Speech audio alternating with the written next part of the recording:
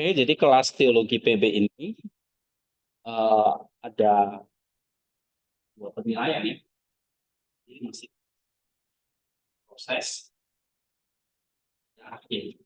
Proses, kamu perlu detail catatan ya. Oke. Diskusi itu baik di kelas maupun di luar kelas. Ya. Nah, terus 50% ini catatan di setiap minggu. Oke. Diskusi di luar kelas itu ada grup yang namanya grup WA itu. Ancient Faith. Saya mau kalian aktif bertanya di situ, ya, baca yang di grup itu, karena itu banyak sekali pengetahuan baik itu teologi barat maupun teologi timur.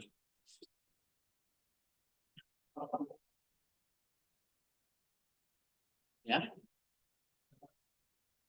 Nah, kamu perlu yang namanya di sini diskusinya.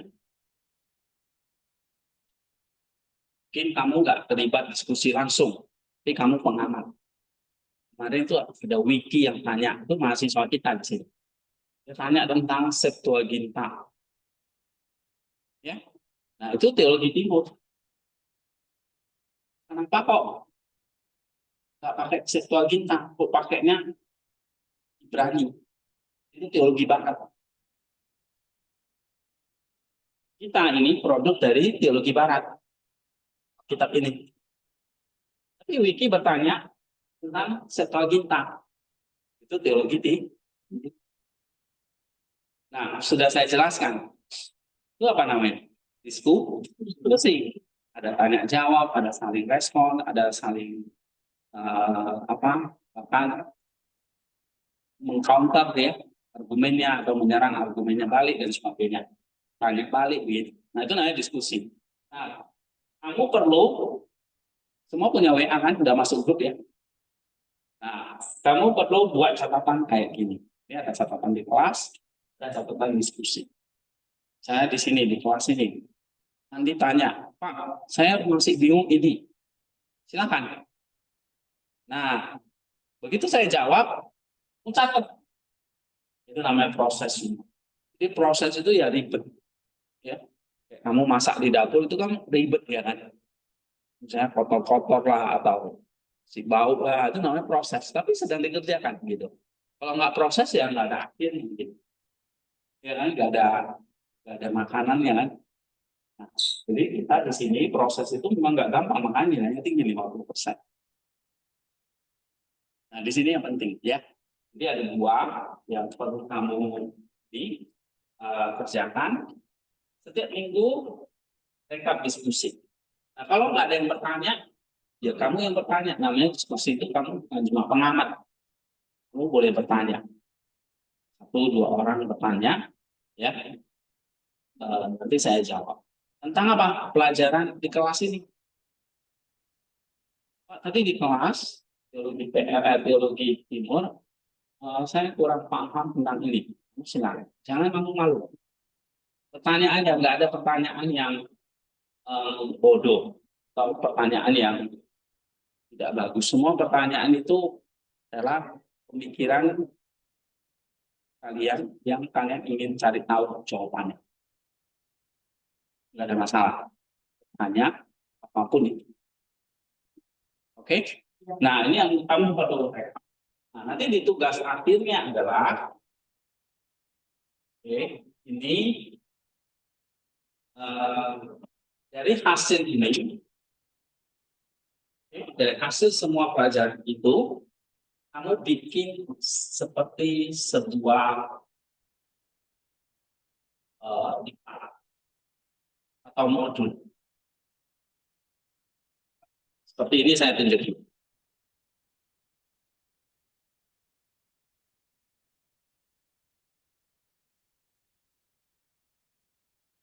Uh,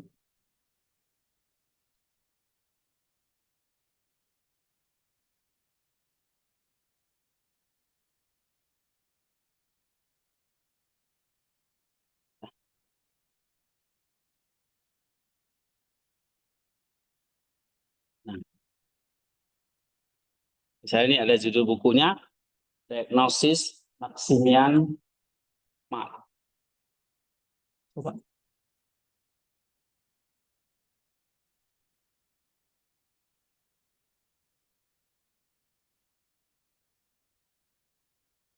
Nah, ini adalah hasil dari diskusi di semua. Terus saya rapikan jadi sebuah produk akhir. Jadilah sebuah buku.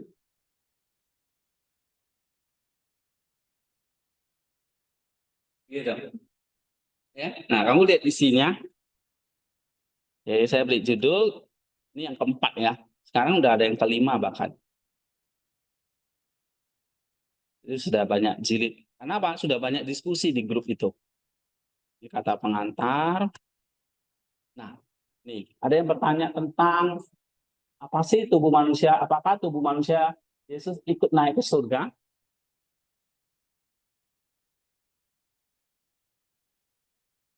Seperti apakah saya nanti? Nah, ini jawabannya. Ini kan pertanyaannya kan? Ini jawabannya.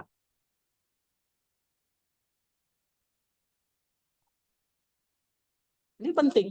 Kamu mesti tahu sebagai mahasiswa teologi, seperti apakah saya nanti? Setelah tubuh kebangkitan, kita akan bebas dari konsekuensi kejatuhan. Bebas dari kerusakan. Tidak bisa sakit, tidak bisa mati lagi. Kita bebas dari hawa nafsu, patos. Kita tidak punya lagi yang namanya kecenderungan berdosa. Genomiknya udah sembuh. Nah, ini jawabannya nih. Kamu perlu kudu tahu, harus tahu. Ya. Nih, kamu perlu kudu tahu seperti ini. Jadi tubuh kebangkitan kita akan sepenuhnya kita.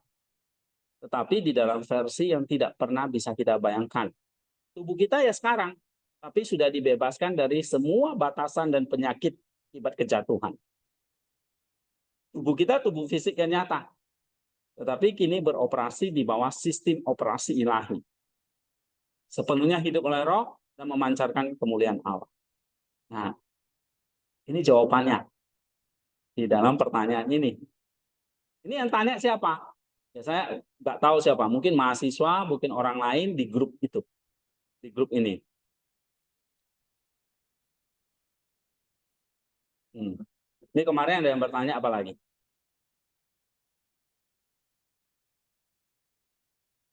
Nih, tentang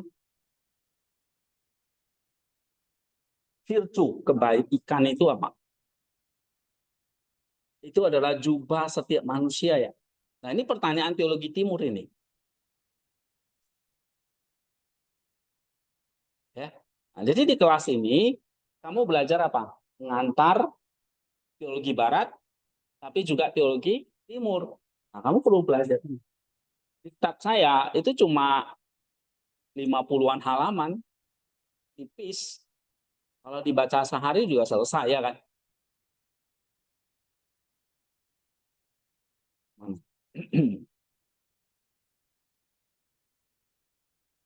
Jatuh melulu. Nah, ini cuma 51 halaman.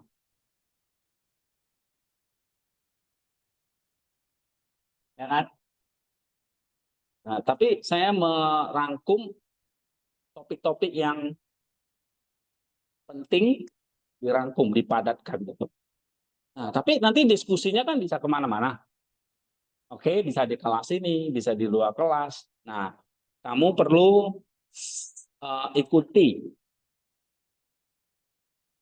ya, taruh di situ supaya memang agak sempit, supaya nggak jatuh-jatuh, nggak ganggu saya jelasin ya. Oke, itu taruh di bawah aja. Nah, dia nggak bunyi kleng gitu-gitu. Waktu saya jelasin, kalian kudu konsentrasi ya. Jangan ada barang yang jatuh atau ngantuk, tiba-tiba kamu yang jatuh pula. Repot kita. Oke, nah ini adalah seperti ini. Ini ada jawabannya. Kamu ikuti nggak? Dibaca nggak? Hah? Dibaca. Nah, karena ini udah itu kelas, nggak boleh cuma kayak baca-baca. Baca. Sekarang kan gampang ya, masuk ke komputer bisa nggak? Tinggal di copy paste kan. Kalau di HP kan susah ya. Di komputer bisa. Bisa. Canggih lah ya sekarang. Apapun bisa dibuat gampang ya kan. Nah, tapi yang penting menolong kita lah. Memudahkan, nggak perlu tulis-tulis lagi kan. Jadi kalau copy paste kan cepat. Kamu copy paste, kamu rapiin seperti ini. Mana tadi? Ini ada pertanyaan, ini jawaban. Jadi kalau kayak gini, misalnya saya kasih contoh ya. Ini pertanyaannya. Copy, taruh di Word. Hari ini apa? Yang tanggal berapa itu? Kamu tulis di sini. Nah, kemarin tanya tanggal 3 ya. Nih. Jadi diskusinya kan mingguan ya. Jadi tanggal 3 Agustus.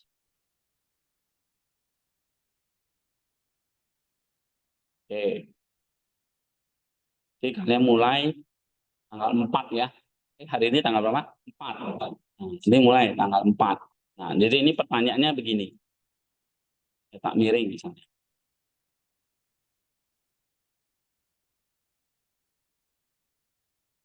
Oke. Kan ini udah ada jawabannya di sini.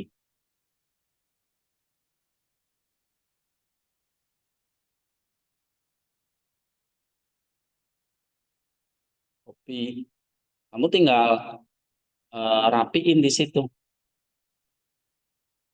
Ya. Nah, tapi dirapiin ini ya Hendy Wijayanya nggak usah. Dibuang aja. Nah, ini jawabannya. Terus jangan cetak miring semua. Nah, gitu. Atau kamu tulis gini, jawaban. Ya kan? Nah, terus kamu kasih judul, misalnya ini apa? Tentang pertanyaan tentang apa ini? Jubah, prinsip kebaikan itu jubah setiap manusia. Kasih judul. Nah, jadi kamu rekap begini terus,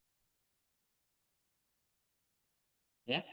Nah, ini saya kasih template-nya, ini tanggal tentang ini mungkin perlu dikasih capitalize ya gitu. Ini pertanyaan, ini jawaban. Nah, ininya dibuang.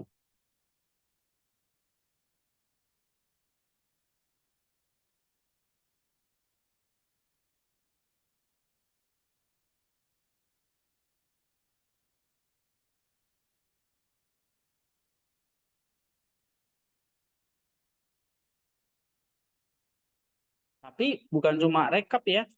Yang penting kamu baca, tahu isinya gitu loh.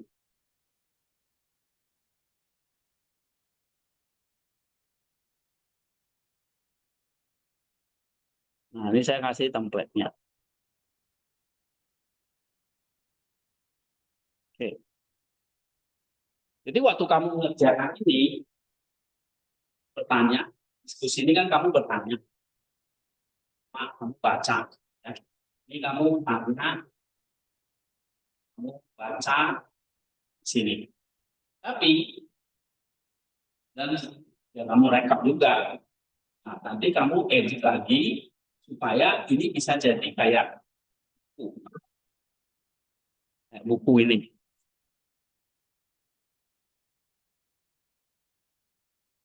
Paham nggak maksud saya? Ya. Jadi untuk jadi buku seperti ini nggak bisa satu hari kerja. Itu berproses. Proses setiap hari. Gitu. Kamu tanya, kamu baca, kamu rekap, nah rekapnya itu seperti ini. Rekapnya itu seperti ini, nanti saya kasih ya. Rekapnya seperti ini. Mulai tanggal 3, dah, berarti hari ini tanggal 4. Nanti lembar baru lagi. Tanggal 4 Agustus 2026. Nah, ada pertanyaan apa di sini? Baru nanti kamu pikirin apa judulnya gitu. Ya. Nah, supaya ini jadi satu topik yang menarik untuk dibahas. Ini jawaban.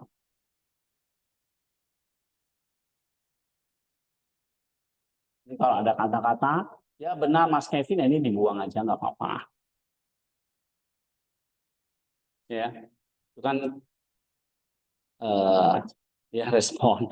Jadi kalau kita mau jadikan diktat atau buku, ya dibuang itu kata-kata itu. Oke? Nah, nanti kalau kamu rekap, ini saya akan lihat prosesnya gimana. Jalan ya, Pak? Ya. Nah, habis itu dari rekap misalnya nanti jadinya oh banyak nih ada karena ini 200-an angka, 200 lebih 272. Kamu susun jadi sebuah ini produk.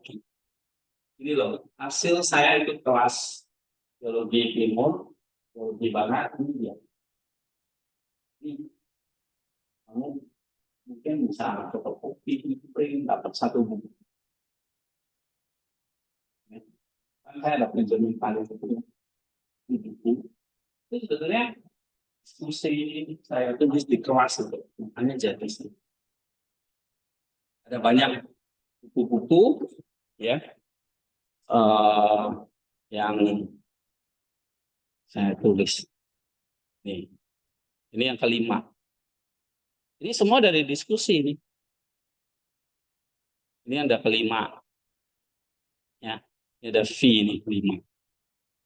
Terus yang keempat, yang ketiga.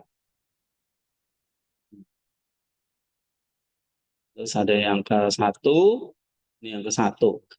Itu 300 halaman lebih. Ini yang kedua. Ini berapa halaman? 200 lebih. Ini semua tanya jawab yang saya rekap gitu.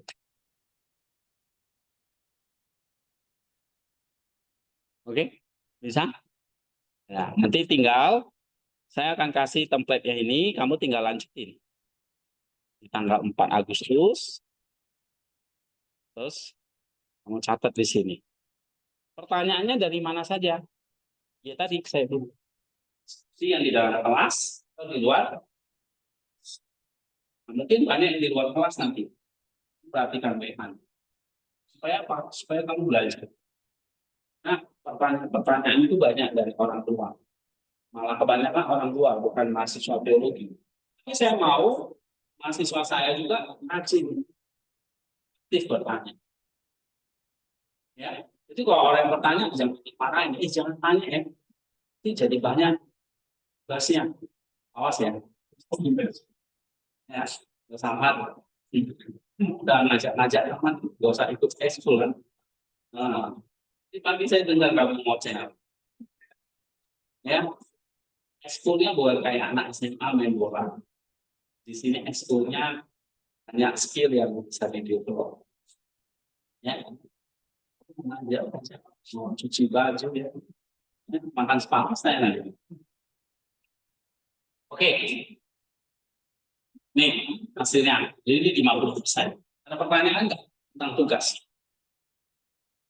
Ada ujian?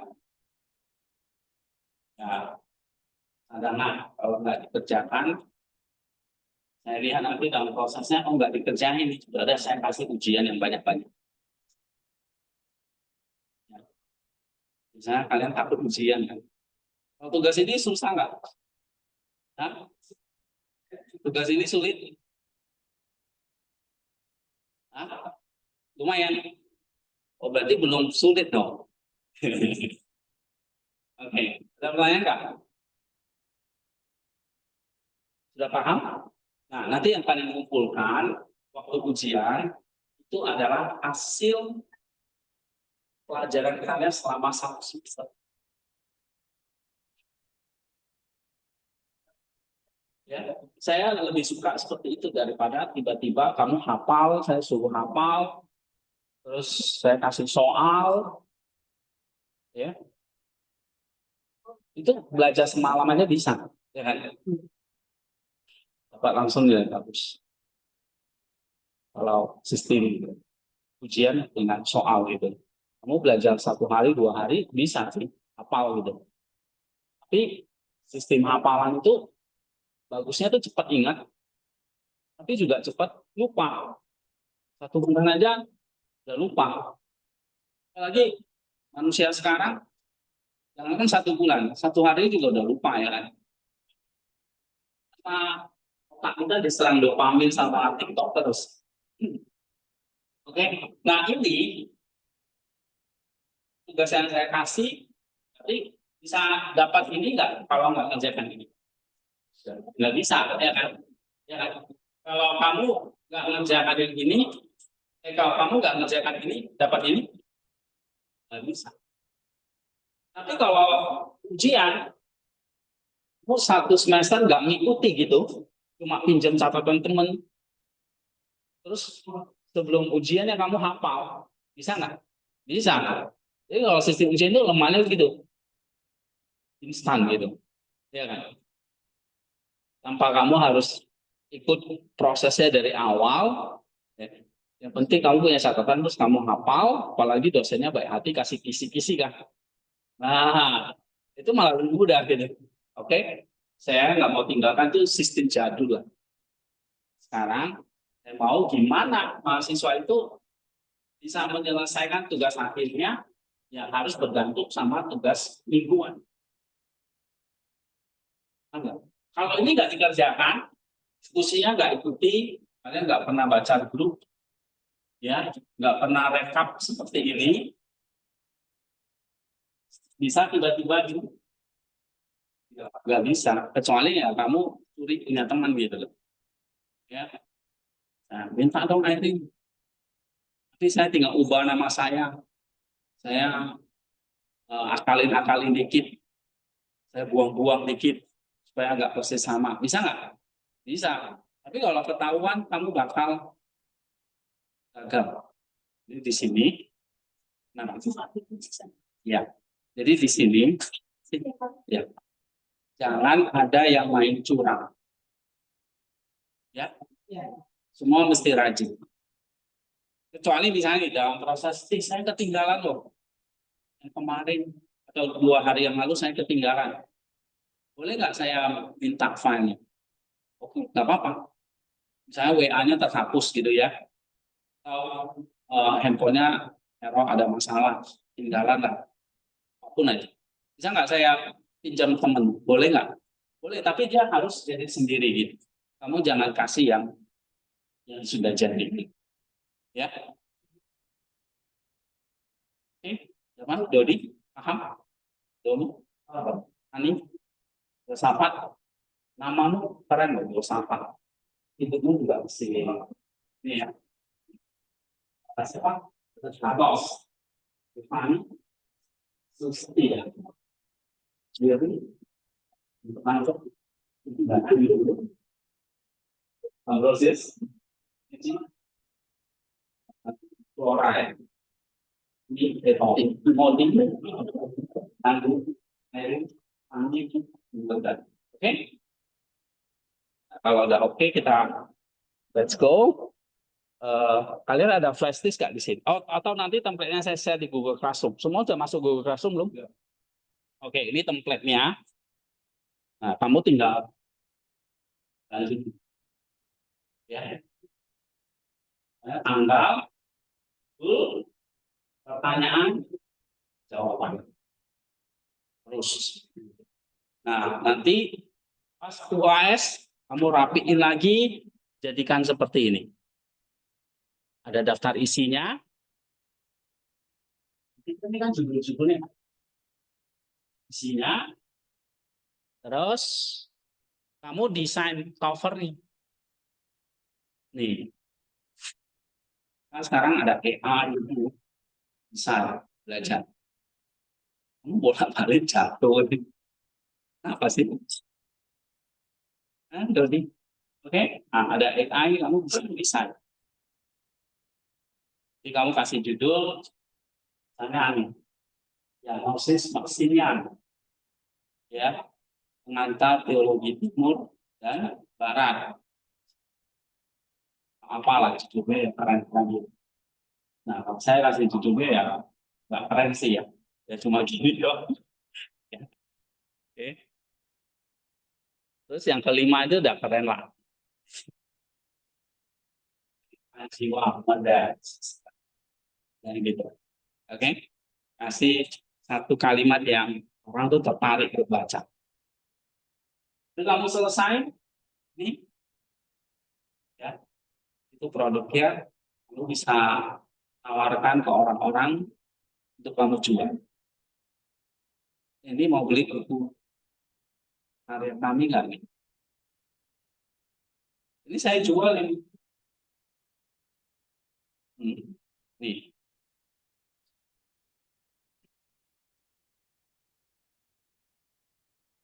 itu harganya berapa itu?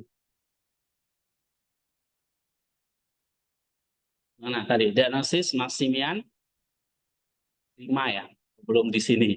Nih,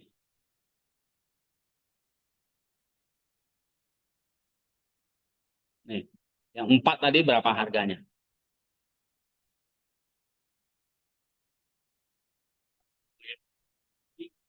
Sini. Ada yang beli nggak? Ya, kalau itu tawarin, ini ada aja yang beli.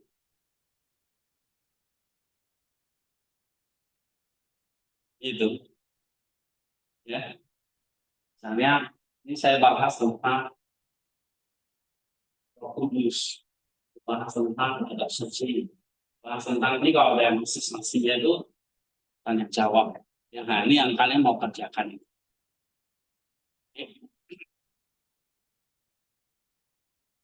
Nah, sekarang kita masuk ke materi kuliah.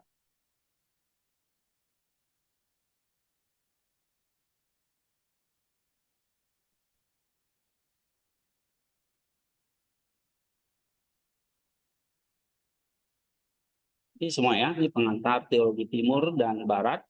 Saya beri judulnya, bukunya ya saya ganti lah. Kalau cuma hanya pengantar teologi timur dan barat kan kurang keren ya. Jadi teologi dan dialog timur dan barat. Tapi di sini ada Kristus Sang Logos pemersatunya. Kamu lihat ini seolah-olah terbelah. Ada satu timur, satu barat. Tapi di tengah-tengahnya ada Kristus dan kitab suci Sang Logos ini. Jadi tujuan dari kelas ini adalah saya ingin membangun sebuah sintesis iman, pikiran, akal budi, dan kasih gitu ya. Nah, kita lihat pengantarnya dulu. Kenapa kalian ada di kelas ini hari ini? Ya. Jadi mata kuliah apa? Pengantar teologi timur dan barat. Ini pengantar dulu. Ya, tapi kalau walaupun ini cuma pengantar, tapi kalau kalian diskusi, ya tergantung kalian ini nanti. Kalau semuanya pasif, nggak mau tahu, ya ya udah kalian cuma dapat 50 halaman ini doang. Ya. Tapi kalau kamu bertanya nanti, diskusi, ini bisa jadi berapa halaman, bukan lagi 50, jadi berapa? Ratusan. Gitu kan? Ya, seperti kayak buku ini, bisa 300-an gitu. Nah, jadi saya kasih modal awal 50 halaman. Kalau nyontek bisa jadi berapa ini? 100-an. Ini tergantung, kalau nggak ada yang nanya, tetap 50. Ya kan? Karena ini modal awalnya 51 halaman. Tapi kalau nggak ada yang nanya, ya udah tetap segitu. Dan baik nanya, berkembang. Bukan lagi jadi pengantar jadi. Tapi jadi pendalaman. Ya kan? Gitu. Nah, apa pengantar apa di sini? Teologi timur dan barat. Kenapa timur dan barat? Ini kata-kata yang mungkin kalian asing ya. Jadi dalam dunia teologi itu ada dua aliran besar. Satu di timur, satu di barat. Ya. Nah, lalu kita pelajari dua-duanya. Karena lahir dari satu keyakinan bahwa teologi Kristen sejati tidak dapat dipahami secara utuh hanya dari satu tradisi saja. Jadi ada tradisi Timur dan Barat. Meskipun berbagi satu Alkitab dan satu Kristus. Tradisinya jadi cabang dua begitu. Ya. Nah, setiap tradisi sudah mengembangkan penekanan-penekanan yang berbeda. Tapi saling melengkapi. Ini dia. Kita punya keyakinan di situ. Saling melengkapi di dalam memahami tentang Allah, manusia, keselamatan, dan gereja. Ya. Alih-alih memilih satu dan menolak yang lain, Diktat ini mengajak mahasiswa untuk memasuki dialog yang konstruktif dan sintesis yang produktif antara kedua tradisi ini. Kita mau lihat dua tradisi ini, tapi juga ada ruang dialog yang konstruktif, bahkan sintesis. Ya, coba baca Timotius. Kerangka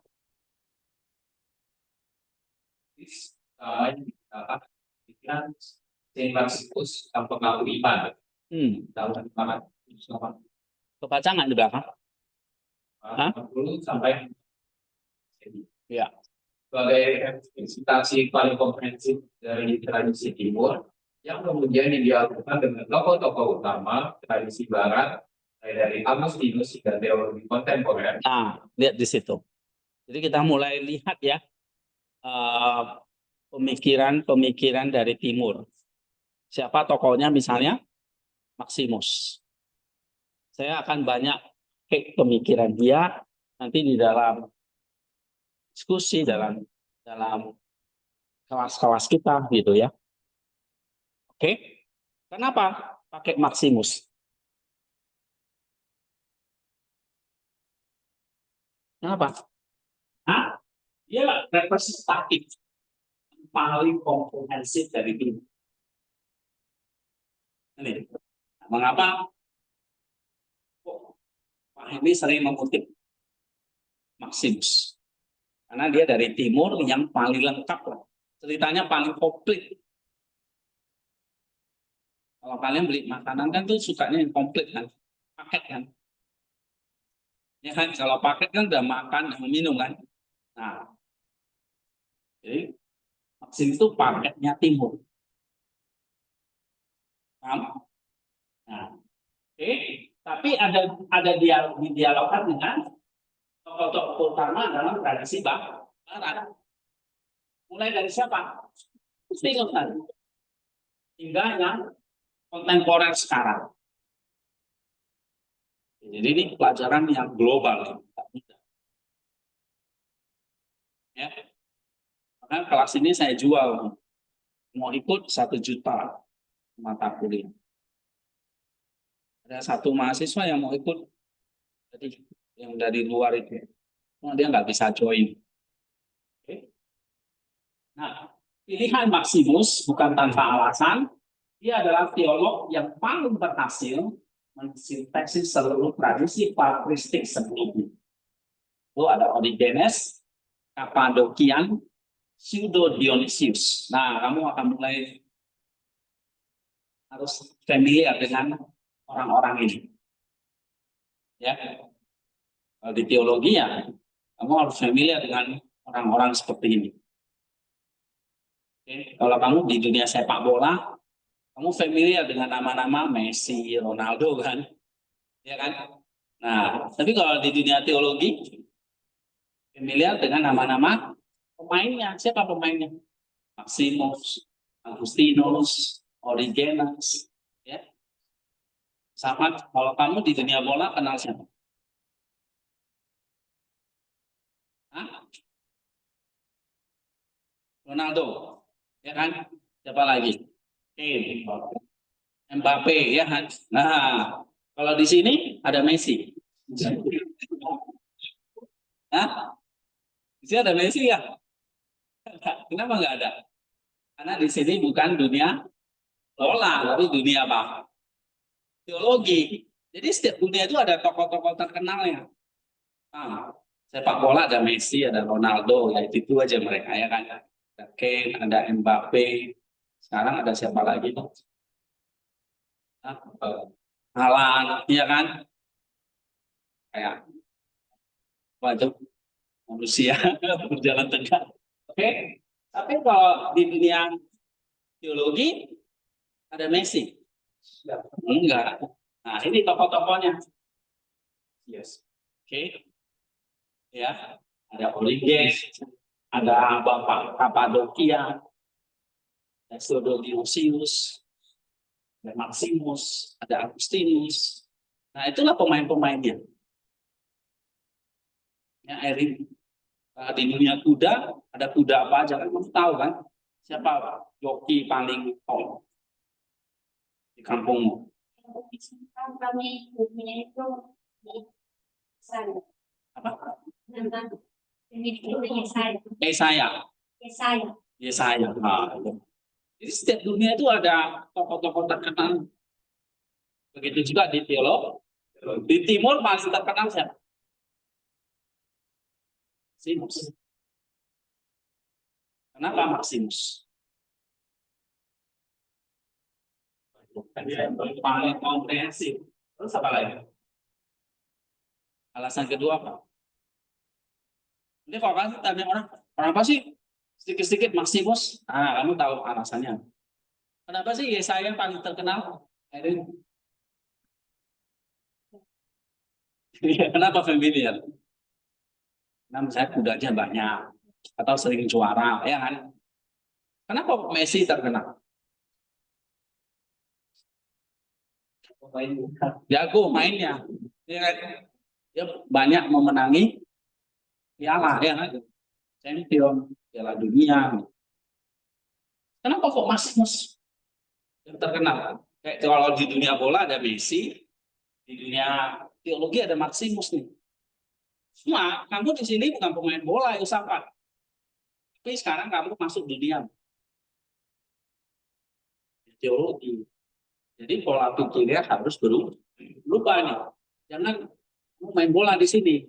Ya, ingat bola boleh, tapi dalam bola pun ada apa, filosofinya kan. Nah, gitu. Oke, kita kembali sini. Kenapa kok Maximus? Prinsip yang paling beras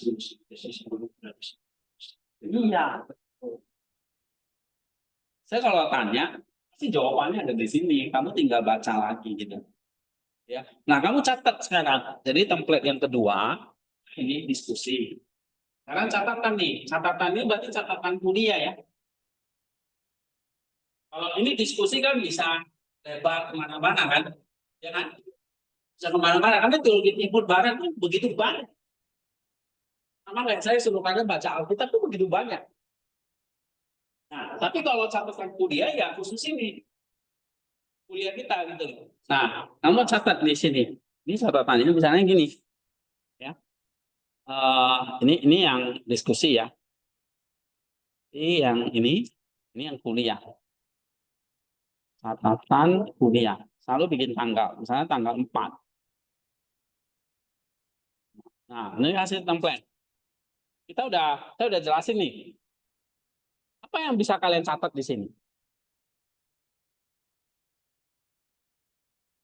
Apa yang kamu catat di situ tadi?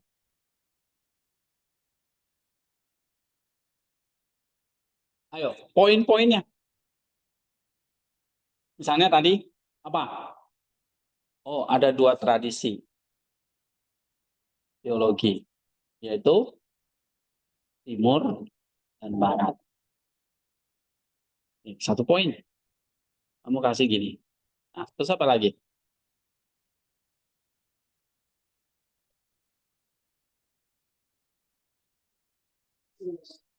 Nah, misalnya yang terkenal di tradisi Timur adalah Maximus. Mengapa? Nah, karena tulis bla bla bla bla.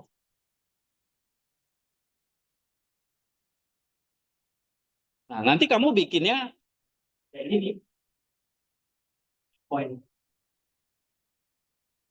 Ya kan? Nah, tadi karena apa?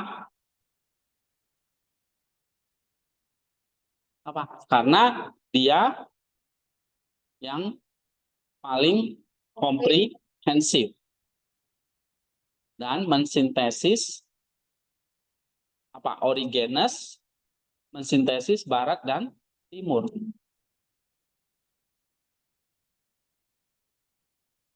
Ya.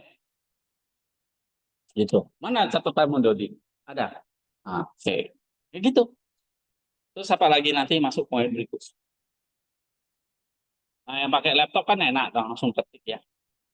Gitu. Yang enggak, misalnya yang di ini catatan boleh pakai buku catatan. Tapi nanti kalau tugas ini diskusi pun boleh ya. Pakai buku catatan nggak ada masalah, nggak mesti diketik. Yang penting nanti tunjukin. Cuma kalau untuk produk akhirnya menjadikan buku kan harus diketik dong. Masa kamu jual catatan? Kan nggak bisa kan? Ya kan? Harus diketik.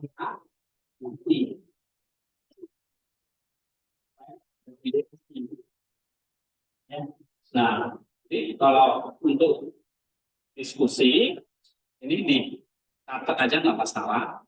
Tapi kalau kamu mau pindahkan jadi file supaya nanti di tugas akhirnya jadi lebih gampang, boleh juga. Ya, oke. Nih, jadi kamu tulis itu di awalnya. Ya, Agustus, oh ya kasih dong kuliah apa misalnya ini. Kuliah pengantar teologi timur dan barat. Ya, tanggal 4 Agustus. Nah, ini poin-poinnya. Itu aja simpel. Oke, kita lanjut ya. Nah, jadi kalau saya singgung di dunia timur, teologi timur, itu ada Maximus. Kalau di barat itu ada siapa? Maximus. Yang paling terkenal.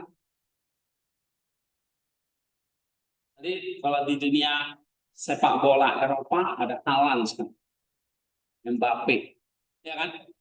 Itu di Eropa, di barat. Tapi kalau yang di timur, di Asia, itu siapa?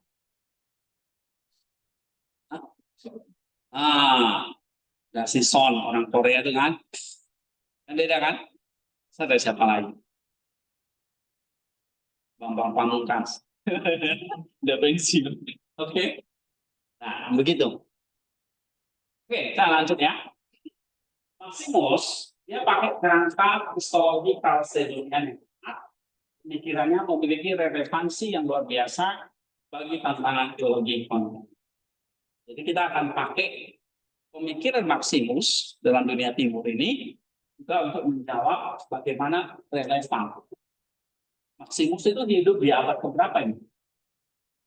80 sampai 662. Pak umurnya. 82 tahun. Dia kan di abad ke-6 dan 7. Sekarang abad keberapa? 21 kan? Sekarang abad 21. Berarti udah jauh belum? Jauh. Beda 14 abad ya kan? 14-15 abad. Masih relevan nggak?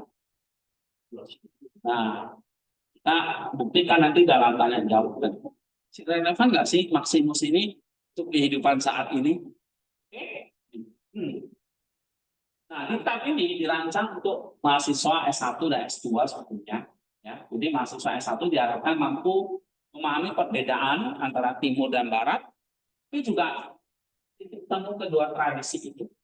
Di mana persinggungannya, kesamaannya, perbedaannya di mana. Nah, ini yang nanti akan kalian pelajari.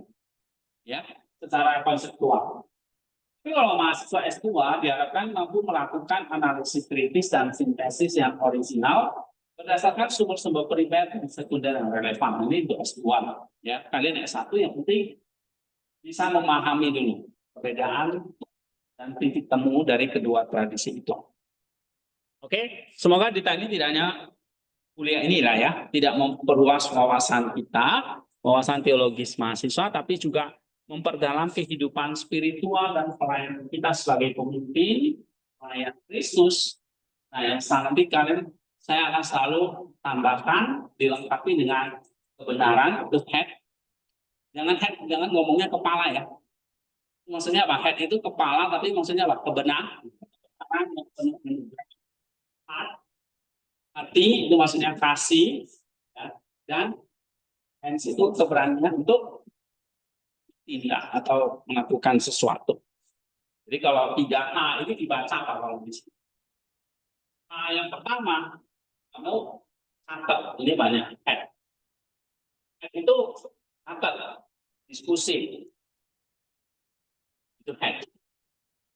Lalu kamu teorian. Nah, kamu rekap.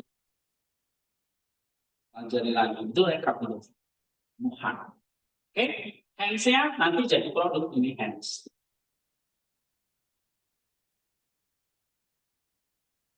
Hands-nya itu menghasilkan produk. Di kelas kamu banyak pakai mikir, ya kan? Apa yang disarankan Bapak itu ya? Mikir. Setelah itu kan kamu catat kan? Waktu kamu catat, itu berarti kamu merenungkannya lagi gitu loh. Itu namanya. Ya. Nah, nanti hasil akhirnya, jadi hands itu selalu terakhir. Jangan dibalik-balik. Head, baru. Nah, hands-nya saya mau nanti ke depan terampil. Bisa buat modul, ya, bikin modul atau diktat, bikin artikel, nanti bikin skripsi.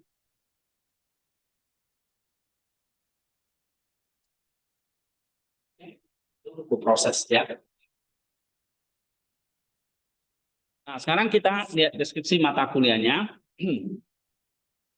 Coba baca atas.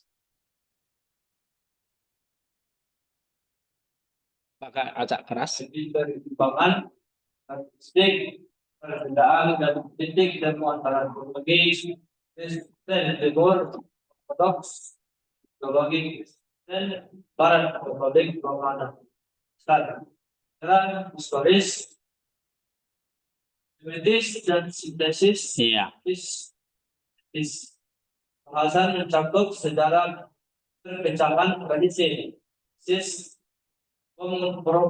Komparatif. Tema-tema matematik sama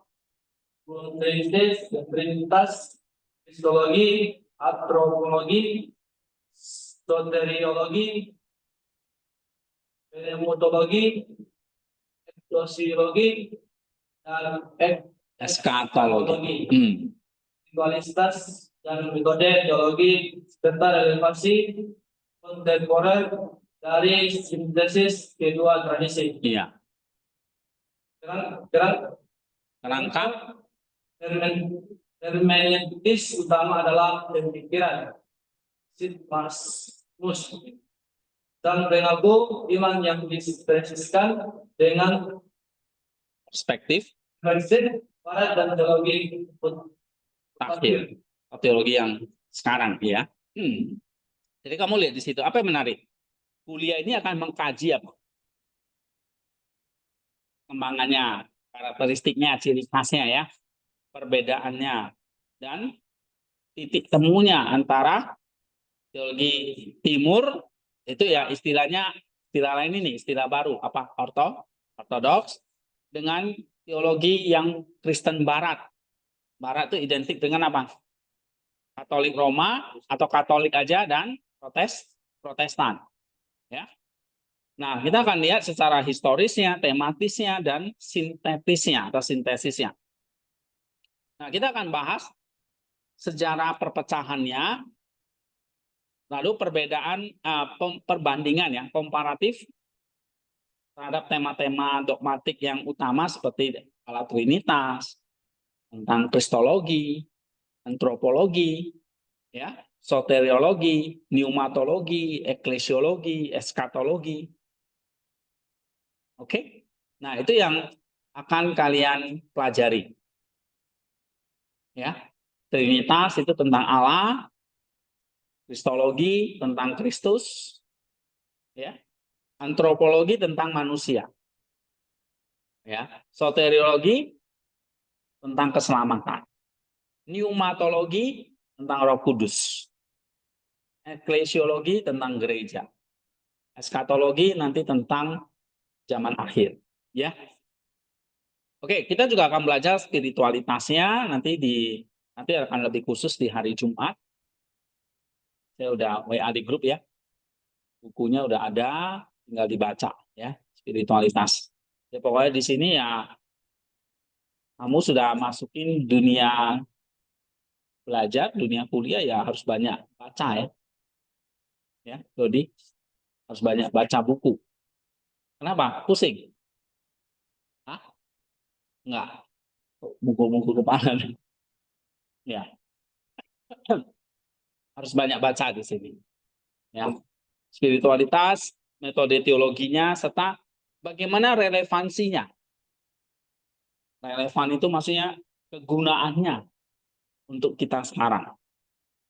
Oke?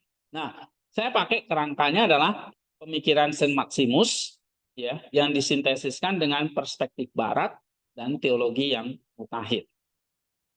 Apa yang diharapkan dari kuliah ini? Jadi mahasiswa mampu menjelaskan perkembangan historis teologi timur dan barat serta faktor-faktor yang menyebabkan perbedaan penekanan di antara keduanya. Jadi kamu ngerti sejarahnya, kenapa kok Alkitabnya satu, Kristusnya satu, kok bisa jadi dua tradisi yang berbeda kan? Nah, satu timur, satu barat. Kenapa ada perbedaan? Ya.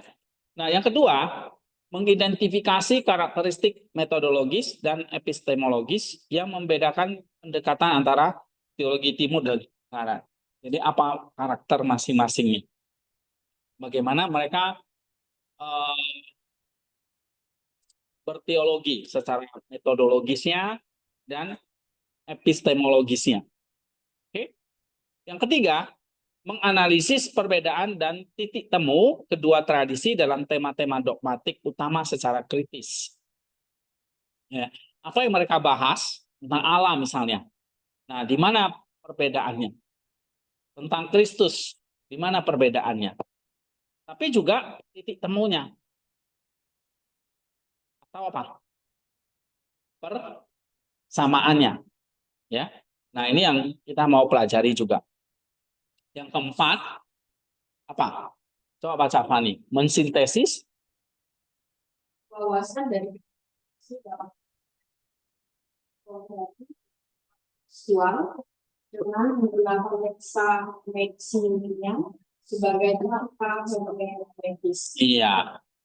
Oke. Jadi banyak istilah-istilah baru ya. Ada istilah apa lagi nih? Maximian. Ada istilah hermeneutis. Nah, kamu perlu tahu ini istilah-istilah ini. Seperti kalau dalam dunia sepak bola, ada namanya apa? Istilah-istilahnya. Hah? Hah? Apa? Offside, ya kan? Wasit. Sekarang ada istilah apa namanya? Ya kan? Piala dunia kemarin kan?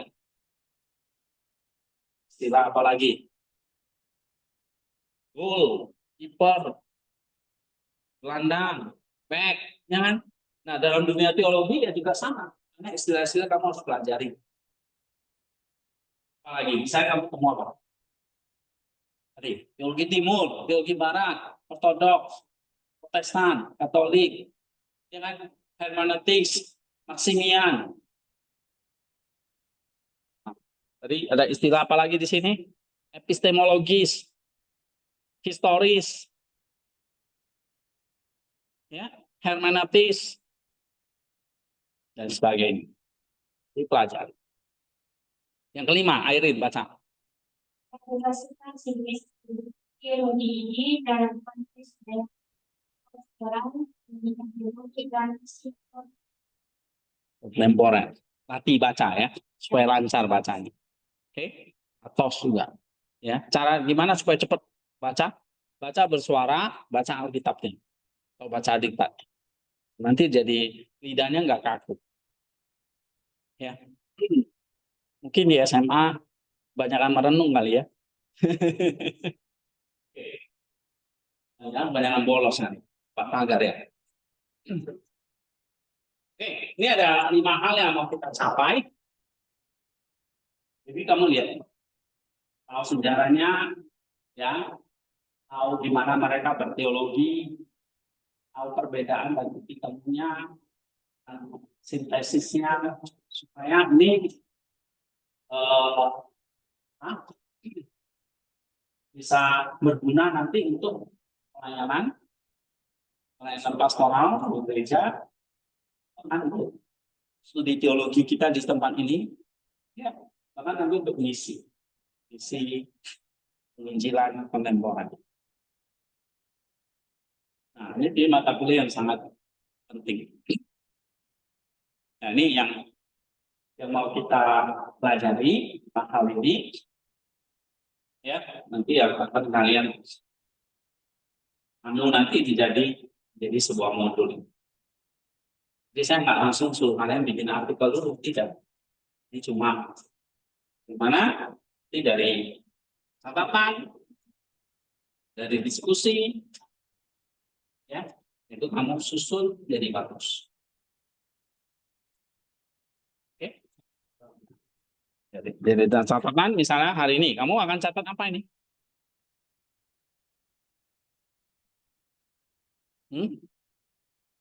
Nah, kamu catat apa poin berikutnya?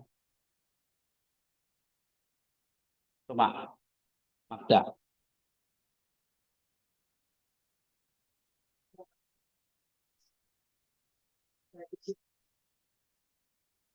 Tradisi Barat kenapa? Tradisi Barat paling terkenal adalah ada Agustinus. Oke, itu satu poin. Nanti apa lagi, gitu ya. Nah, terus tadi kan kita udah pelajari ini, ya. Ini misalnya sintesis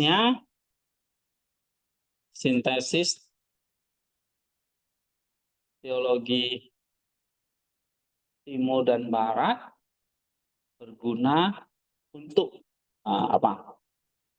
Pelayanan pastoral, kan gitu kan tadi ya. Nah, pendidikan teologi, nah itu kamu catat, dan misi kontemporer. Oke, catat gitu. Oke, nah sekarang ini peta perkuliahan kita ada 14 pertemuan atau lebih kurang begitu ya. Jadi pertama orientasi mengapa teologi dan kenapa kok kita pelajari teologi. Lalu kenapa dialog Timur Barat itu penting. Yang kedua sejarah teologi Timur, ketiga sejarah teologi Barat, pertemuan keempat metode dan epistemologinya, yang kelima doktrin Trinitas atau Tritunggal. Lalu kita belajar kristologi, antropologi, soteriologi, pneumatologi, eklesiologi, spiritualitasnya, lalu hermeneutika Alkitabnya, eskatologi akhir zamannya, dan terakhir sintesisnya dan relevansinya. Ya, ini ada 14 pertemuan. Hari ini pertemuan pertama, mengapa mempelajari teologi dan mengapa dialog Timur Barat penting. Jadi kamu udah langsung tulis catatannya di sini. Mengapa teologi, mengapa mempelajari teologi? Ayo, ada yang tahu alasannya? Ini pertanyaan. Kenapa? Ayo. Mengapa mempelajari teologi? Mengapa kamu datang ke sini belajar teologi? Kok nggak belajar ilmu yang lain? Misalnya ilmu komputer, atau ilmu robot, ilmu AI, ilmu ekonomi, ilmu kedokteran.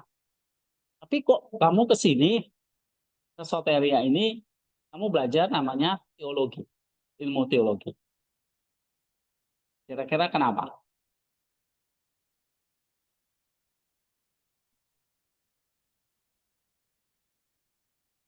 Nah, kita tanya nih, email ini. Ayo, kenapa email? Email kan udah beberapa semester di sini belajar teologi. Nah, kenapa kok email belajar teologi?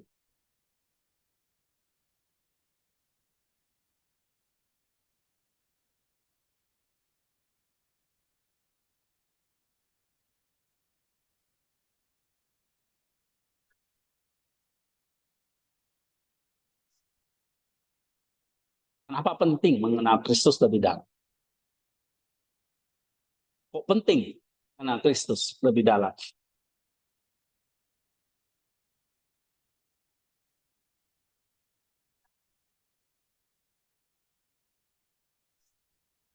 Karena Kristus adalah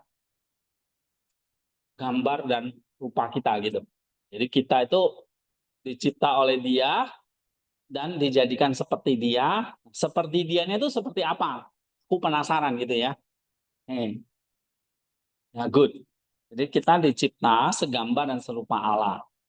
Segambar dan serupa Allah itu adalah apa itu? Barang apa itu? Kristus. Ya kan? Nah, jadi kalau saya lihat Kristus, ya saya lihat diri saya. Nah, itulah kenapa penting saya belajar tentang Kristus. Nah, belajar Kristusnya di mana? Di dalam teologi. Oke, mungkin yang lain. Siapa nih? Siapa aja? Ayo, namanya diskusi. Ini sekarang kita masuk diskusi nih. Ya, apa diskusi? Kata diskusi ini, pokoknya begini prosesnya. Nah, pertanyaannya ini, kamu catat ya poin-poinnya. Nah, tapi ada diskusinya gitu, supaya kelas ini hidup, nggak cuma saya kasih cehan terus ya, ngantuk lama-lama. Ayo, kenapa? Gaham. Oh, apa itu? Maksudnya? Oh, kan bisa ya, semenjak itu relevansi dengan teologi ini sih. Jadi kalau belajar teologi, aku makin ngerti siapa aku ya. Aku ini kan 3H ini kan. Aku adalah head, heart, hands itu kan. Oke, good. Makin mengerti 3H itu, 3H ini kan aku gitu. Saya. Jadi belajar teologi, kamu makin mengerti, jadi makin mengerti tentang Kristus sebagai pola teladan kita ya kan. Tapi makin mengerti tentang manusia, tentang siapa aku. Oke, good. 2 poin lah. Nah, kamu catat di sini. Nah, misalnya ini. Makin mengerti tentang Kristus yang adalah pola teladan manusia. Nah, gitu loh. Catat. Oh, terus makin mengerti siapa saya. Ya, yang terdiri dari 3H. Misalnya gitu. Oke, apa lagi?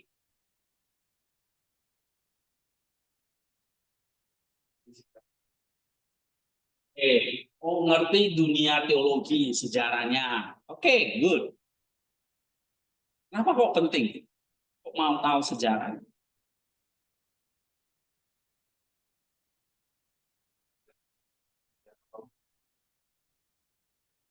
Sejarah itu juga kan. Jadi kita sebagai Kristen itu saya tanya buat aturan-aturan yang dulu menurut saya lebih dekat. Oke, jadi sebenarnya mau pelajari warisan, sebenarnya warisan itu berguna nih buat anak cucu, ya kan? Ya. Jadi kenapa mau belajar teologi? Karena saya ingin tahu, ya, gereja, warisan gereja itu seperti apa sih? Dan itu gunanya tuh untuk apa sih? Nah, oke. Itulah nanti kamu pelajari dalam teologi. Ya, belajar sejarah gereja dan sebagainya. Oke, good. Coba yang lain. Ambrosius. Wah.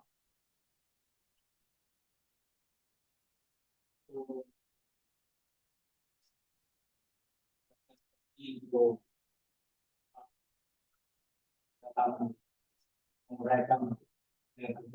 Oke, jadi saya pelajari teologi karena saya penasaran nih tentang isi Alkitab apa sih, ya kan?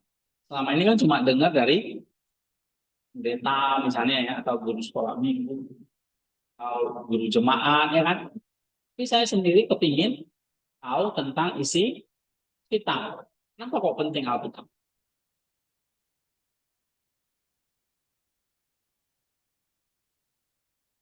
Kok mau tahu Alkitab kenapa? Proses. Bukan Alkitab, tapi tentang isinya. Iya, kenapa kok? Kayak iman semakin bertambah, dan iman semakin Oh, supaya imanmu makin bertambah nih. Kok penting iman bertambah? Bagaimana maksudnya? Tambah tinggi, tambah dalam, tambah banyak, tambah apa ini? terdalam lah, Perdalamnya. Kok penting memperdalam? kayak menghadapi situasi saat ini. Berubah mungkin kita Kuat. Oke, jadi saya belajar teologi supaya iman saya makin kuat dengan mempelajari Alkitab, ya kan? Sehingga saya bisa menghadapi tantangan hidup ini. Oke, good. Oke, coba ini. Banyak. Lalu, salah nggak juga. Coba ini, jawabannya apa? Jawabannya kesini pada teologi.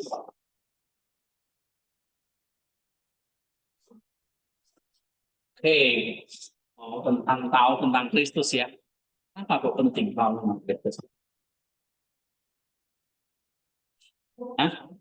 Kok penting pelajari tentang Kristus?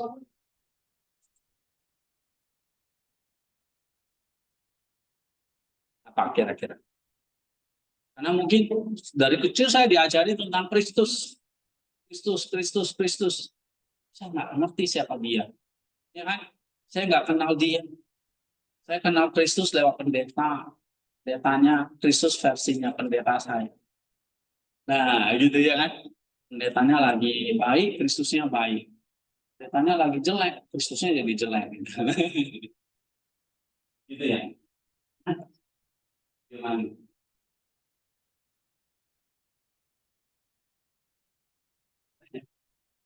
Oke, gak apa-apa. Ini teman di belakang siapa? Susti. Kenapa pelajari teologi? Oke, ingin tahu di dalam tentang siapa Yesus, ya kan? Apa penting tahu tentang siapa?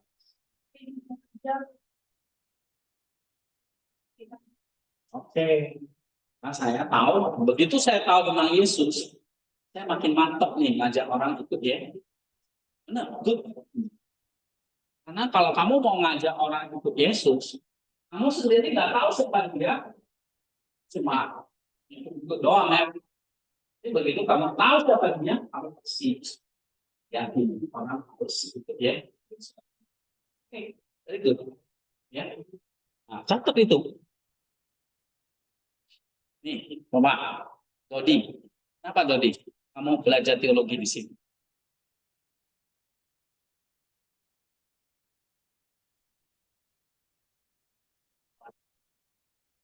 Mendalami agama. Emang agamamu apa? Kristen. Oke, bukan Katolik ya? Bukan ya. Yang Katolik sini siapa? Erin, Ambrosius, siapa lagi? Nah, Katolik itu di dalam tradisi Barat, ya kan? Oke, yang Protestan siapa? Yang Ortodoks? Cuma Pak ya berarti ya. Oke. Nah, apa kamu pelajari itu? Oh tadi ya, di dalam agama. Agamanya Kristen. Apa penting dalam agama?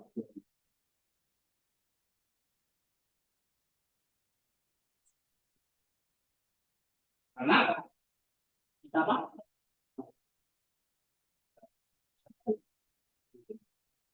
Oke, itu belajar teologi itu saya nggak lupa gitu. Makin tahu cara hidup, ya. tahu cara hidup berinteraksi misalnya dengan orang lain, gitu ya. Itu belajar teologi itu bukan kayak kamu semua cuma hanya baca Alkitab, enggak. Teologi itu luas. Maksud juga kamu bisa nanti memandang sesamamu, cara berinteraksinya dengan mereka, cara melayani mereka, gitu ya. Ini ya. Ya, jadi saya belajar teologi ya alasan praktis untuk mengenal interaksi ya. Oke, nih Ani apa? Oke, jadi saya belajar teologi untuk memperkuat dasar-dasar iman saya. Imanmu kepada siapa ini? Kepada Kristus. Jadi kamu harus tahu siapa dia. Kayak gitu. Satu lagi tadi apa? Kalau belajar teologi itu bukan cuma sekedar baca Alkitab ya, tapi diajarin juga apa? Cara berpikir yang lebih kritis. Maka nanti di sini kamu lihat orang berteologi itu gimana caranya. Ada metodenya. Makanya nanti kata fatik, apofatik. Nah, itu istilah baru. Itu metodologi sih. Cara orang berteologi. Ya. Nih, filsafat apa? Mengapa? Mengapa mempelajari teologi? Itu pertanyaan saya. Memahami siapa Allah. Memahami siapa Allah. Kamu mau tahu siapa Allah, bukan tahu siapa pacarmu. Gitu. Kamu sok rohani dong. Padahal di luar kelas, kamu ingin tahunya ini. Allah cuma di dalam kelas. Di luar kelas, bolo-bolo, ya kan? Kenapa ingin tahu tentang Allah? Sangat menarik. Lucu banget. Mengetahui Allah, kenapa penting? Nah, itu siapa? Tuhan itu siapa kali? Tuhan itu cuma pendidikan pendeta, nah gitu kan bisa aja kan? Tuhan Allah Allah. Karena orang ngomong Allah Allah tapi nggak ngerti siapa dia. Ya, mau ke sini, ya masih tahu siapa. Buat kamu pentingnya tahu Allah itu apa?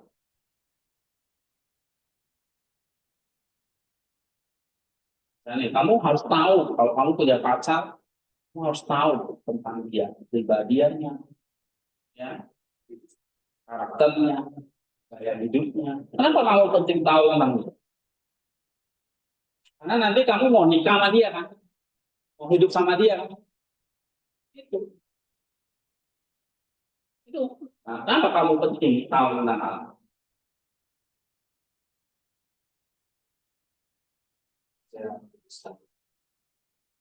Menikah sama Allah.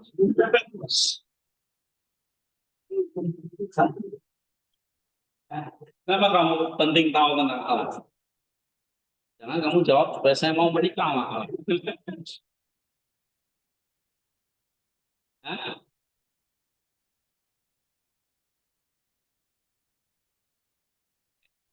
nanti kamu temukan ya jawabannya ya. Malam kamu akan tahu. Tapi saya ingin tahu apa yang ada di pikiran kamu. Menarik, karena kamu jawabannya benar. Ya, mengapa belajar teologi? Ya, karena saya kepingin tahu tentang Allah.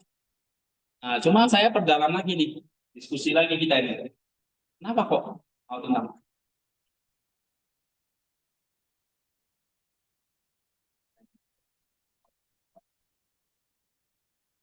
Oh, ingin jadi orang yang normal gitu lah ya, sewajarnya. Emang kamu nggak normal? Itu bahaya.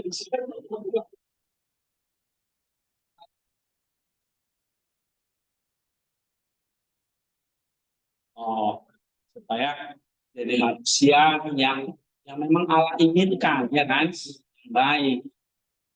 Oke. Jadi kamu sadar selama ini kamu hidupnya nggak baik gitu. Nah di sini mau bertobat jadi manusia yang lebih baik. Itu sebetulnya sudah baik. Oke, selalu ada kesempatan. Dalam teologi itu ada nama istilahnya kamu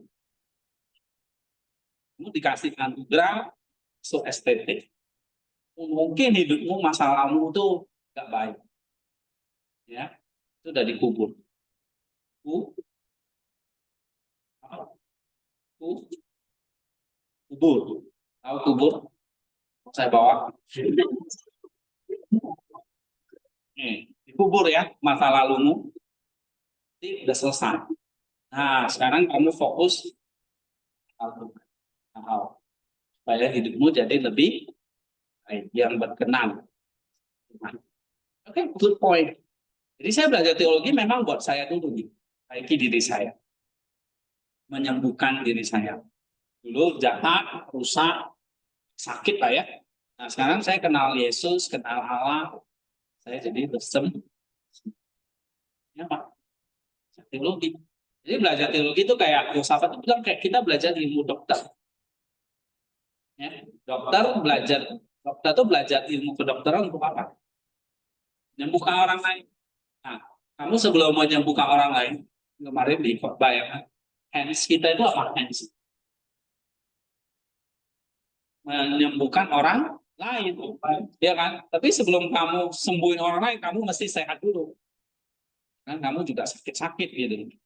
Ya, kamu jadi dokter, tapi kamu sakit TBC, sakit AIDS, apa kamu berani? Pasiennya yang nggak berani teman. Ya, jadi kita mesti sehat. Ya, filsafat sehat ya manusia. Sehat kan? Sehat, sehat. Jasmani dan rohani. Rohani ini ya. Ini obok-obok ya. Oke. Ya. Oke, tadi jawabannya tuh bagus ya. Oke, kalau kita rangkum di sini makin mau mengenal Allah supaya aku disembuhkan. Kamu ringkas saja gitu loh, ya. Catat poin-poin yang penting. Oke. Nah, coba jawaban dari diktat ini apa? Oke. Sebelum masuk ke pertanyaan spesifik tentang dialog timur dan barat, kita perlu meletakkan fondasi yang lebih mendasar. Mengapa teologi itu sendiri penting untuk dipelajari secara serius dan sistematis sebagai seorang calon nih, kamu calon. Calon apa? Pelayan Tuhan. Kenapa penting? Serius dan sistematis mempelajari teologi sebelum kamu nanti jadi pelayan Tuhan. Yang pertama, teologi adalah apa?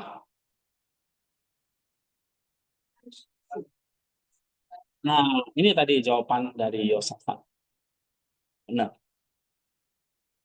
Dia sadar, ya, Dodi juga supaya bisa hidup yang sewajarnya, hidup yang baik dengan sesama, itu perjumpaan yang mengubahkan dulu.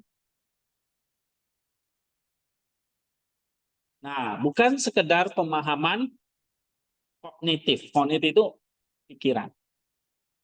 Ya, tadi kalau si Ani, supaya saya punya pemikiran yang teliti, yang sistematis, benar. Tapi nggak cukup. Harus bahan hidup kita.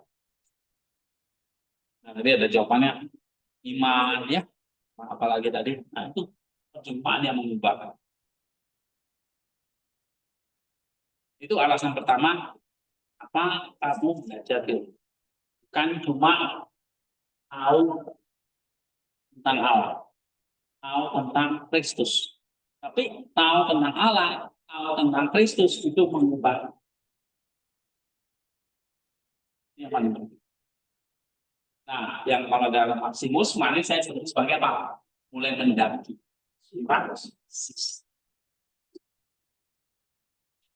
Oke. Nah, di barat, Anselmus dari Canterbury, ini salah satu tokoh yang terkenal di Barat. Namanya siapa? Anselmus. Ya, merumuskan teologi sebagai fides quaerens intellectu. Ini bahasa Latin. Fides quaerens intellectu. Artinya iman yang mencari pengertian. Oke? Jadi jawaban Andi itu benar sekali. Wah, iman, tapi saya juga mau cari pengertian, cari pemikiran. Nah, ini adalah fondasi yang baik supaya iman kita itu nggak naif, iman yang buta. Pokoknya percaya Yesus saja. Iman harus ditambah dengan apa? Nah, itulah kamu duduk di kelas ini supaya iman itu kan modal kita. Percaya Yesus itu iman. Nah, itu sudah kamu bawa dari rumah, ya kan? Jadi kamu bawa dari rumah apa? Iman. Bukan cuma koper kan? Oke, iman pada siapa? Nah, Kristus bawa masuk ke sini, ke ini. Nah, di mau ini. Yang kamu bawa iman itu mau diapain? Tambah dengan pengertian. Kenapa kamu iman kepada Yesus? Kenapa nggak beriman sama apa? Itu materi. Kalau materi, ada namanya budaya materi, rumah. Kenapa nggak beriman sama apa? Oh, berimannya kepada Kristus. Ya. Kenapa kamu nggak beriman sama sepak bola? Kepada itu. Nah, kamu perlu tahu cari pengertian. Itulah kamu perlu belajar teologi. Supaya iman kita tidak naik.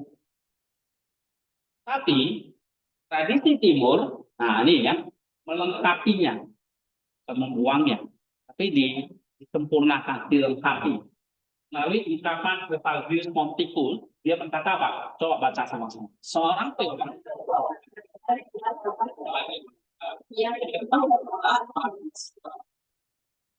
Oke, berarti di sini apa?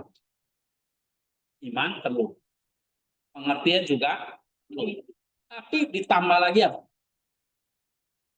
Apa? Tuh.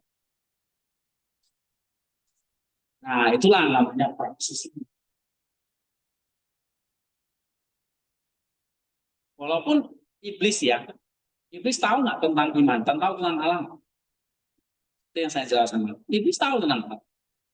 Oke. Dia punya pengertian nggak tentang alam? Dia punya iman nggak? Tapi dia nggak punya doa. Iblis nggak mau dia berdoa pada Allah. Justru dia suruh orang-orang berdoa sama dia, minta sama dia. Ya kan? Mintalah dalam namaku, maka semua akan kuberikan. Ya, waktu cobain Yesus itu. Ya kan? Sujud aku. Waktu dia mencobai Yesus. Dia bisa doa? Bisa, tapi nggak mau. Karena dia mau jadi seperti Allah. Nah, kita nggak boleh seperti itu. Jadi, waktu kamu belajar, catatan itu pengertian. Diskusi, pengertian. Supaya imanmu tidak naik. Tapi kamu perlu tambah apa di sini? Hah?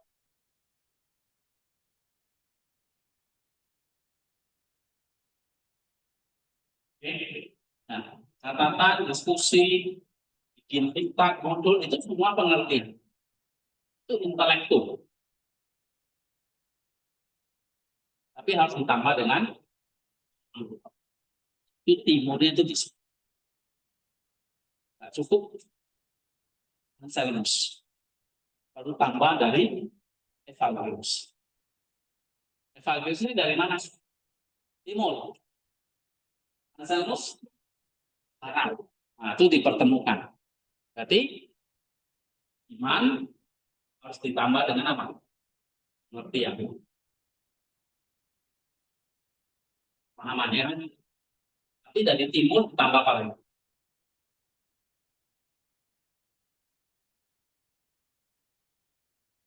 Enggak gitu.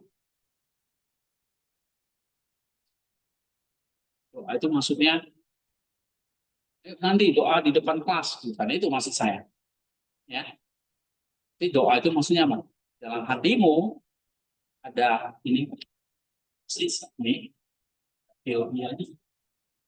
Nanti apa yang kamu catat, apa yang kita diskusikan, ya doanya enggak.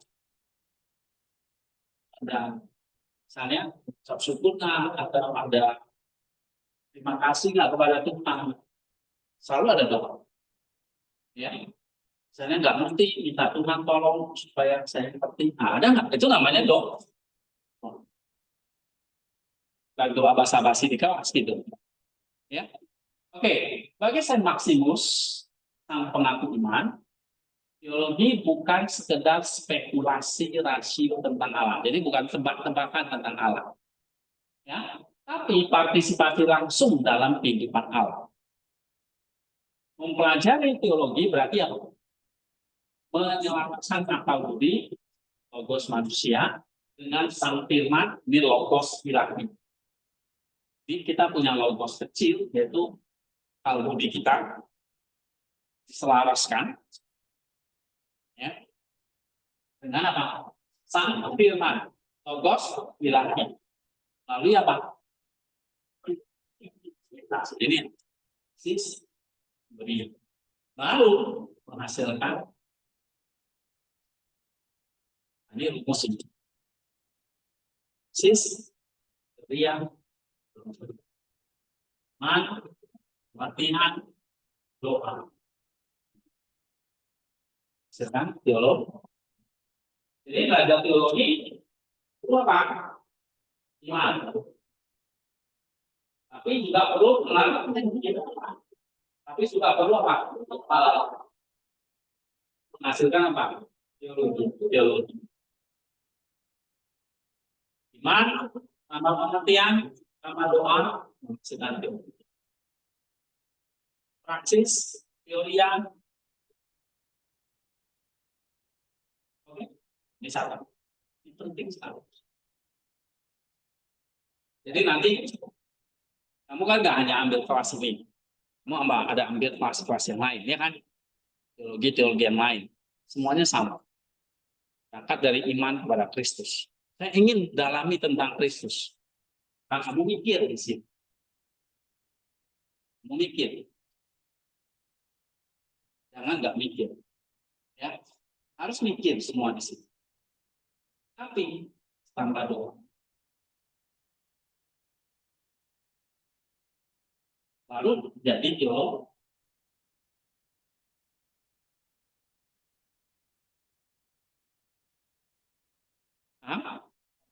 Oke, yang kedua, teologi. Jadi dengan iman, pengertian doa, teologi inilah nanti yang mengubah siapa? Mengubah kita. Ya, jadi kamu makin belajar teologi sini harusnya makin berubah nggak? Makin berubah nggak? Berubah jadi apa? Makin baik atau makin aneh? Jangan makin aneh. Makin aneh cari filsafat. Ya? Jadi kamu luruskan mereka yang aneh-aneh. Ya, karena kamu tadi udah janji di awal mau jadi lebih baik. Jadi kalau si Atos nggak jadi lebih baik, kamu patahkan tulang. Oke, ya, canda jangan kamu patahkan sungguh. Oke, yang kedua, teologi adalah ilmu kedokteran rohani yang melindungi gereja dari kesesatan. Nah, ini penting. Dengan teologi ini, gereja terlindungi dari kesesatan. Oke, coba baca nanti. Sejarah gereja,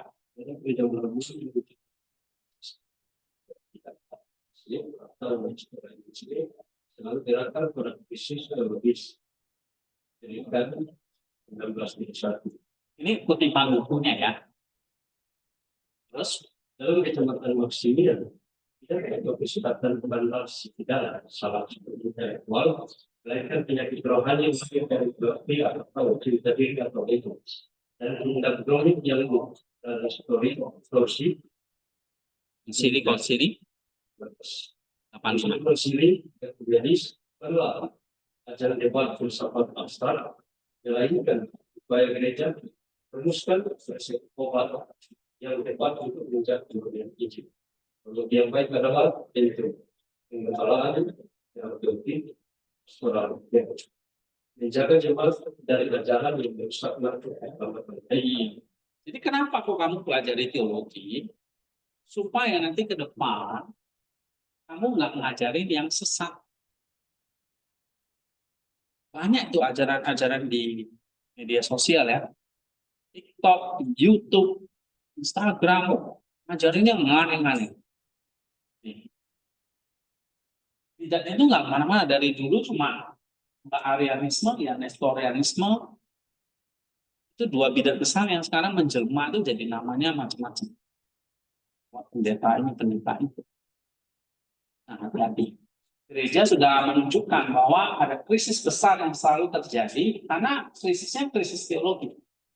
Orang nggak mau belajar yang baik, udah tiba-tiba ngajarin orang. Oke? Nah, dalam kacamata Maksimian, bidat atau kesesatan itu bukan sekedar salah paham intelektual, tapi ini penyakit rohani yang lahir karena dari cinta diri. Istilahnya apa?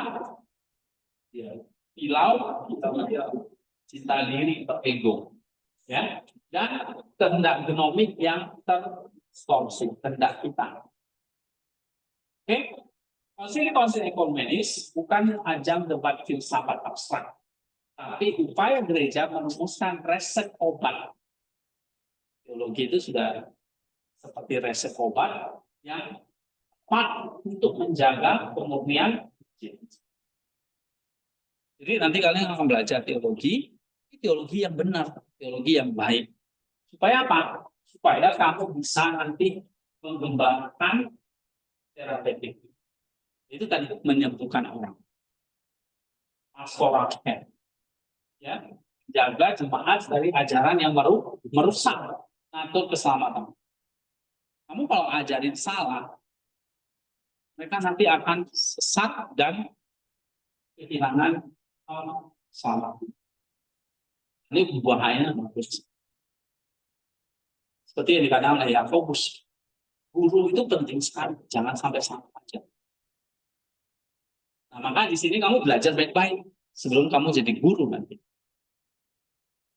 Nah, itu alasan yang kedua ya. Kenapa mempelajari teologi? Oke, waktu kita udah habis. Kamu baca aja pertemuan pertama ini sampai selesai. Minggu depan kita akan bahas secara cepat. Terus minggu depan masuk pertemuan yang kedua. Nah, kamu selesaikan baca pertemuan yang kedua juga. Ya, pertemuan yang kedua itu berarti dari halaman berapa?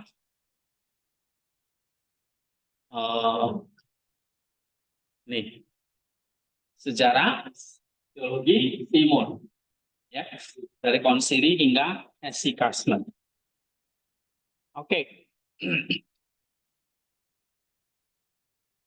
Oke, kita berdoa ya, Bapak di surga, terima kasih untuk waktu yang Tuhan berikan kepada kami, supaya kami bisa makin mengerti teologi ini. Tuhan berikan kami hati yang mau belajar dan berdoa pada Engkau, berikan roh-Mu untuk menuntun kami semakin memahami dan semakin bersandar kepada Tuhan. Terima kasih Tuhan, berkati waktu kami selanjutnya. Di dalam nama Tuhan Yesus kami sudah berdoa. Amin. Oke, silakan Chapel. Ya.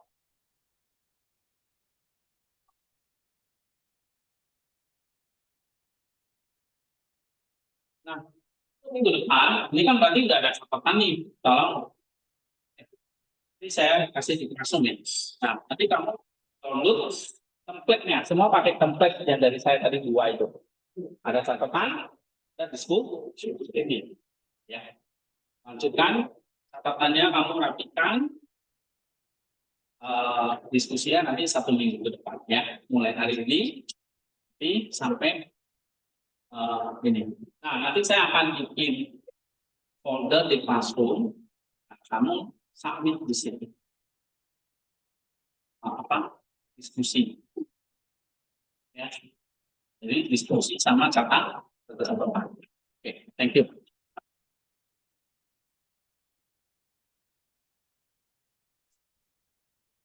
Nanti saya akan kasih judul. Catatan dan diskusi pertama. Jadi kamu sambil apa? Ya, diskusinya kan belum nih. Misalnya di luar kelas sedang, kamu tinggal rekap, ya.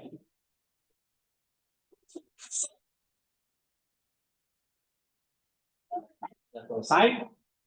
Hari ini Selasa depan, langsung tujuannya di Selasa. Selasa itu dikumpul. Ya nanti kalau telat-telat nanti numpuk banyak. Ya, oke, thank you.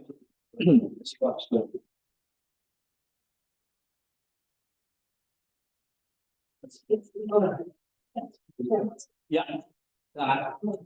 Apa cekon? Khotbah. Bukan. Oh ya, oke, silakan. Mari. Ya.